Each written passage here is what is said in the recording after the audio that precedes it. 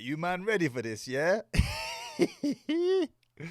Let's do this, baby. Let's do this. I fell in love with another woman and don't find my wife attractive anymore. But we have 4 kids together and I can't break it off. Ooh, boy. Well, if you're a Muslim, as I'm assuming you are, you don't need to break it off, rude boy. You just go and wife that. It's not a big deal. It's not that deep, bruv. Yeah, man. Next. My sister-in-law accidentally opened the toilet when I was in there. Before I could shut the door, she came in, forced her hand over my mouth, and jerked me off into the toilet. We haven't spoken about it since. I know it was wrong, but I can't stop fantasizing about her. Bruv! What the hell? What did I just read? Oh my God, wallahi, sadaqa Rasulullah sallallahu alayhi wasallam. The brother-in-law is death. The brother-in-law is death. The brother-in-law is death. I don't know what you want me to tell you, bruv. All right? But that's a bit mad. But one thing I can tell you is this. Where's the camera? There. Is that you need to stop being in her presence. If you're living together, you need to move out or she needs to move out. That's mad. She jerked you off. She didn't even like sit on it or like, I don't know. Mate.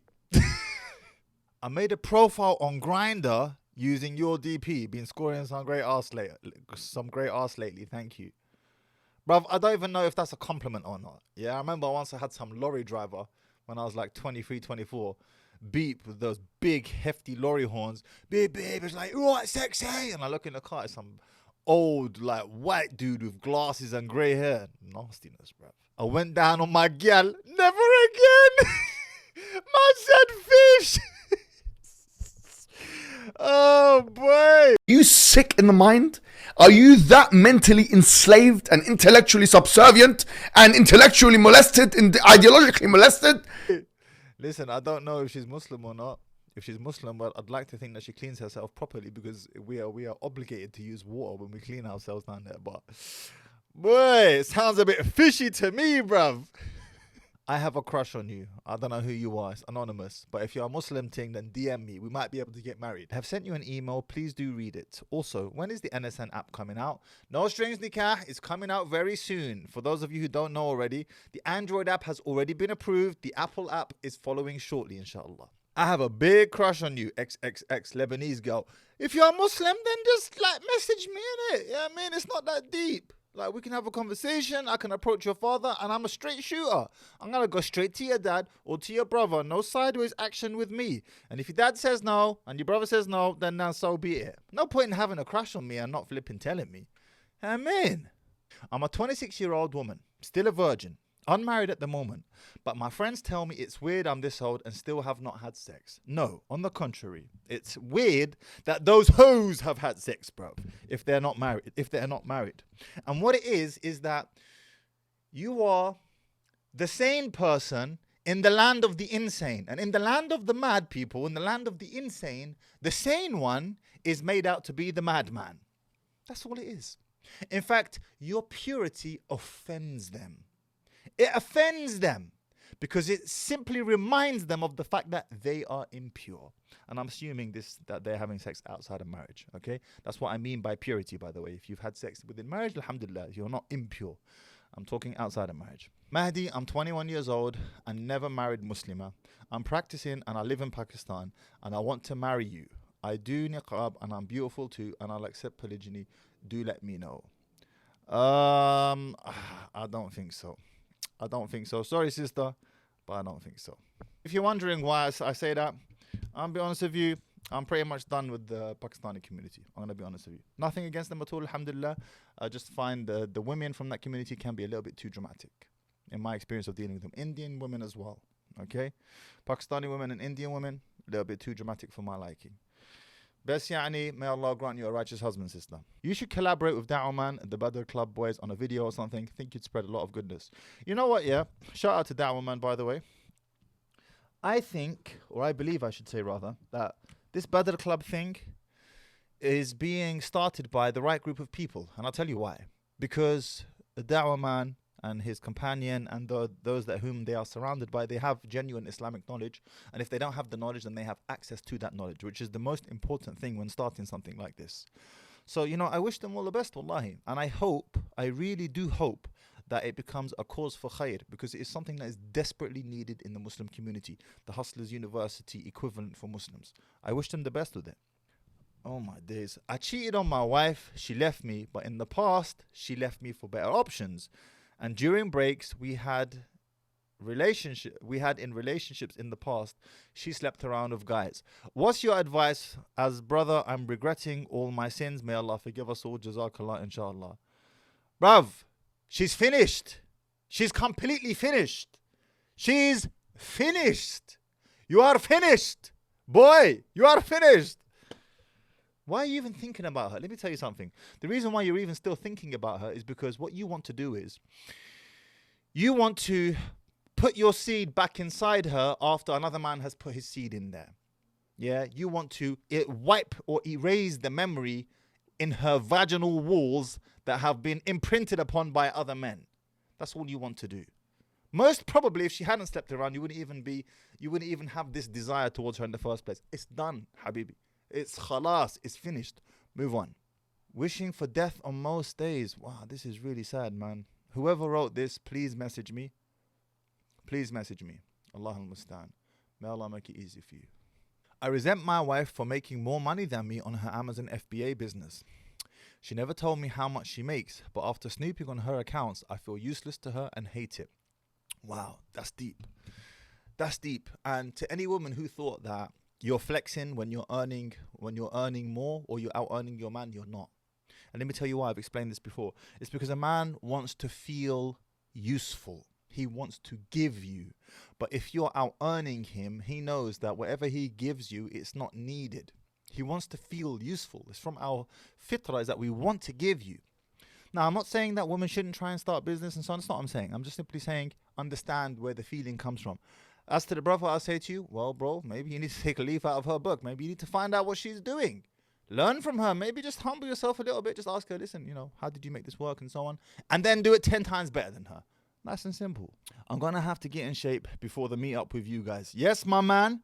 Well, inshallah ta'ala, I think you're referring to the meetup between me, AbuAmerican, and our brother Muhammad Malik, inshallah. That meetup's going to be happening soon. More information will be coming out on my YouTube channel and here and on my Instagram channel as well. So keep your eyes peeled for that, inshallah. But I will be talking about getting into shape as well, especially someone who has been in many different shapes. I've been extremely lean. I've been extremely big. Strong but fat, carrying a lot of weight. The only one time that I was genuinely fat was I imposed it upon myself. So it's not like I got lazy and I started overeating and then I got out of shape. No, I went through a multi-year bulk where I got to around 305 pounds for strongman, because I was competing in the heavyweight division. I was just too light, so I needed to put on weight. And part and parcel of putting on size is putting on fat. But we are going to go through this in detail, inshallah. There's a lot of basics that people miss out on, and there are a couple of cheat codes with regards to getting into shape as well. So as someone who has been overweight, dramatically overweight, and gotten myself into shape natural without drugs or fat burners, I have a lot to share with you. That time will be coming soon, inshallah. I'm very horny, but I've got no money to get married. Well, you know what? I'm not even going to lie to you. No Strings Nikah is going to be providing a solution to some of these problems. Yeah, because there are some sisters who don't want you around full time. They don't want you around even part time. They just want you around every now and again.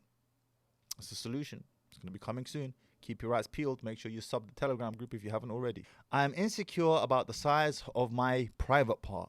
The idea that I probably won't be able to pleasure my future wife properly discomforts me and makes me feel anxious. I don't know how big or small you are, okay, but let's just put it into perspective now. The average size of the average male member, if I'm not mistaken, is 5 1/4 or 5.5 inches. Okay, it's not very big, 5.5 inches, and that's the average. That's normal. Furthermore, it doesn't take much to pleasure a woman. Now, unless she's been sleeping around with Tyrone and Chad and Mahdi, then she's ruined, bruv. She's completely finished, okay? But if she hasn't never been married before, then She's got no standard to compare against. And if I'm not mistaken, it only takes 4.5 or 5 inches to pleasure a woman, to fill her cervix. I can't remember what the size of the cervix is. I might be waffling a bit right now. But let's say you're smaller than that. Let's say you have a micro penis. Okay, well, there are some potential solutions. Number one, I have seen online some, like, how can I say this? Member growing exercises that can be done, legitimate exercises. Sterling Cooper talks about them. Apparently they work. I don't know. I never tried it, but apparently they do. So look into that. Number two, you might want to consider marrying a woman who is from a community whereby, or an ethnic group whereby the average member size is smaller. So for example, the biggest average penis size on the planet come from Congo. All right, shout out to the Congo man. Them man are swinging anacondas for fun, bruv. Something like 7.5 inches or 7 inches is the average over there. If you go all the way now to East Asia, the average member size is considerably smaller. And I can't remember exactly, but it's something along the lines of 3.5 to 4 inches. So what? What's my point? Well, the women in East Asia are used to a smaller size. Whereas the women in Congo, Victoria from Congo, she is like, Philip, are you inside yet or what? Do you understand? She's used to a bigger member. So you don't want to marry Victoria from Congo. You need to find like some sister from East Asia. That's my 2 cents anyway. I get delusional with girls. You have said you're not empathetic, but we are and catch feelings. Right now, a girl isn't giving me the vibe she gave me, and she's gone back texting some old friend. What do we do with our empathy and catching feelings? And where do I learn female nature game, etc.? I'm assuming this is from a young man. Listen, guys, let me just try and give you some peace, yeah? You've got to be bad before you're good, okay? You've got to make mistakes with women before you've got to make a lot of mistakes with women before you make less. I had my days of being blooded into the game as well and learning about female nature firsthand. And this all takes time. I'm 33. You're probably much younger than me. So all I'll say to you is this, is that if she's not on you, if she's not feeling you like that and reciprocating that attention, dead it. Move on. Because any additional attention you now give is only going to cause her to push her further away from you, not closer to you. I don't know if you've spoken to her at length for too long or whatever the case may be. Maybe you messed it up for yourself there, too much attention. I told you guys, yeah, you man don't listen to me. Before I marry a woman, okay, I will meet her a maximum of 3 times. I don't need to meet her any more times. After the first time, just get to know each other. Second time, we talk about details, go deep dive. And then the third time is just, when are we getting married? Or are we not getting married? That's it. And in between that, they don't get no text from me. No text, unless I'm saying, when are we next meeting? No text, no phone calls, nothing. Why? I put a price on my attention. It's expensive. For you as a woman to get a text or a call from Mahdi, this is a big deal. Yani this is something special. Because I don't chat to these women, bruv. How else are they gonna value my attention? The only way they can value your attention is by making it scarce. Stop overindulging in conversation and mentally masturbating with these girls on text and so on. You are only hindering your chances of getting married, not helping them. Despite your history, and Allah knows best, I find you so charming and I'm drawn to you like I would. Why? I'm assuming this is a sister. A lot of women have conflicted feelings with regards to the type of content I produce online. On the one hand, it makes them upset, but then on the other hand, I think you secretly respect my audacity.